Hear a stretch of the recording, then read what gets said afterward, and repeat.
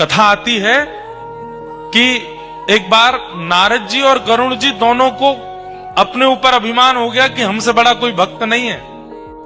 तो ठाकुर जी ने आज्ञा की कि चलिए एक काम कीजिए। बोले क्या? श्वेत द्वीप घूम के आओ। 7 द्वीप है ना, हम लोग जिस द्वीप में रहते हैं उसको जम्बू द्वीप कहते हैं, ऐसे एक श्वेत द्वीप है। श्वेत द्वीप जाओ और वहां के भक्तों का दर्शन करके आओ। तो श्वेत द्वीप जब नारद जी और गरुड़ जी पहुंचे तो वहां इन्होंने क्या देखा? राधा वल्लभ लाल जी मंदिर में विराजमान हैं। देवादिदेव महादेव सुंदर आरती उतार रहे हैं, घंटे घड़ियाल बजा रहे हैं।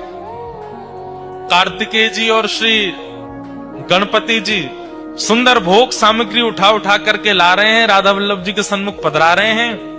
पार्वती जी सुंदर सामग्री सिद्ध कर रही हैं और लाखों की तादाद में वैष्णव खड़े होकर के राधा वल्लभ जी का दर्शन कर रहे हैं। महादेव मुख्य पुजारी बन करके राधा वल्लभ जी की सेवा कर रहे हैं। श्वेत द्वीप में दूर खड़े होकर के नारद जी और गरुड़ जी इसका दर्शन कर रहे थे। जैसे ही आरती पूरी हुई, आरती के बाद कपाट बंद हुए। कपाट बंद होते ही जितने दर्शनार्थी थे सब मूर्छित होकर गिर पड़े।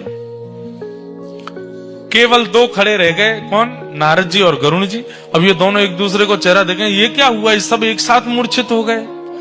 सबके पास जाकर के श्वास देखी, नब्ज देखी तो सबके प्राण जा चुके हैं। तो घबरा गए नारद जी, बोले ये क्या हो गया? थोड़ी देर में शंकर जी फिर आए और फिर से जैसे ही कपाट खोले, कपाट खुलते सब पुनः जीवित होके खड़े हो गए।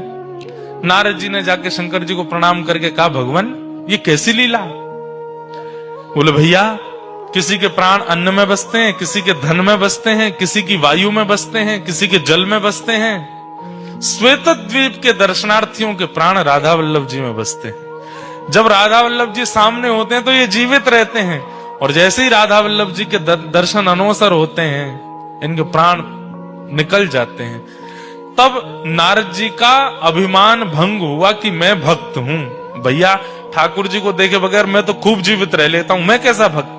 भक्त तो ये हैं जो ठाकुर जी को देखे बिना एक क्षण रह ही नहीं पाते, जीवित ही नहीं रहते।